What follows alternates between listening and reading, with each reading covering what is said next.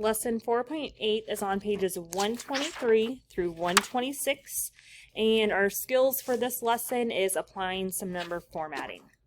You will go to Schoology and download the 4.8 source document. Then you will want to save it as 4.8 add drop. Step 4A, you're going to format all columns to a width of 25. Step 4B, bold cells A1, A2, and A3 and change them to font size 20. Step 4C, merge and center cell A1 across columns A through D. Step 4D, merge and center cell A2 across columns A through D.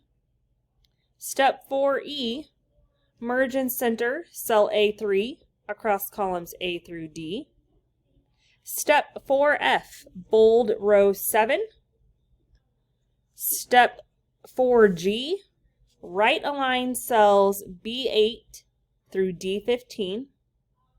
Step 4H, shade rows 8, 10, 12, and 14 to light gray background 2. Step 4I, format the worksheet to print grid lines. Step 4J, change the orientation to landscape. Step 5, from our Home tab, number group, number format. Apply the long date format to cells A8 through A15. Remember, if you end up getting hashtags, to resize the column. Then apply the time format to cells B8 through C15. Save your document and submit on Schoology.